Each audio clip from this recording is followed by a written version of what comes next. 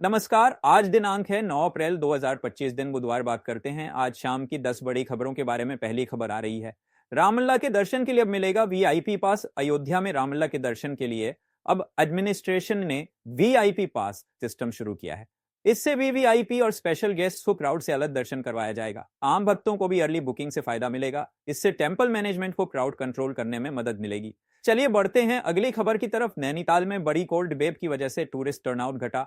उत्तराखंड के hill station जैसे नैनीताल और मसूरी में अचानक टेम्परेचर गिरने से कोल्ड वेव शुरू हो गई है। इससे टूरिस्ट की संख्या में कमी आई है। होटल ओनर्स ने बताया कि बुकिंग्स कैंसिल हो रही हैं, जिससे बिजनेस पर असर पड़ रहा है। चलिए बढ़ते हैं अगली खबर की तरफ। प्रयागराज में गैंग वार में 2 की मौत, 4 घायल। प्रयागराज में 2 राइवल गैंग्स के बीच क्लैश हो गया, जिसमें 2 लोगों की मौत हो गई और 4 घायल हो गए। पुलिस ने मौके पर पहुंचकर सिचुएशन कंट्रोल किया और इन्वेस्टिगेशन शुरू करी है। ये मामला पुराने विवाद से जुड़ा बताया जा रहा है। चलिए बढ़ते हैं अगली खबर की तरफ। देहरादून में स्मार्ट सिटी प्रोजेक्ट के तहत बनेगा नया पार्क। देहरादून में स्मार्ट सिटी मिशन के तहत एक नया इको फ्रेंडली पार्क बनाया जाएगा। इसमें सोलर लाइट्स, जॉगिंग ट्रैक और किड्स प्ले एरिया शामिल होगा। लोकल अथॉरिटीज का कहना है कि यह पार्क शहर के एनवायरनमेंट और पब्लिक हेल्थ दोनों के लिए फायदेमंद होगा।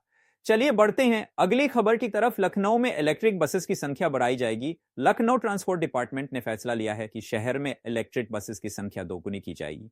इससे पोल्यूशन में कमी आएगी और पब्लिक ट्रांसपोर्ट की सुविधा बेहतर होगी। न्यू बसेस अगले महीने से चलनी शुरू होंगी। चलिए बढ़ते हैं अगली खबर की तरफ। हरिद्वार में गंगा नदी में गिरा ट्रक, चालक घायल।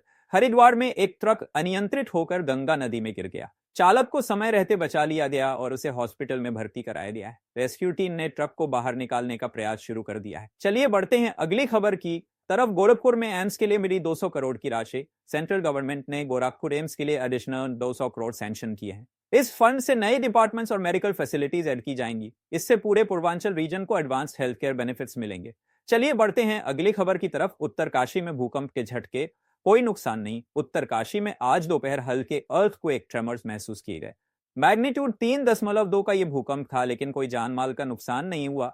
लोकल एडमिनिस्ट्रेशन ने लोगों से पैनिक न करने की अपील की है।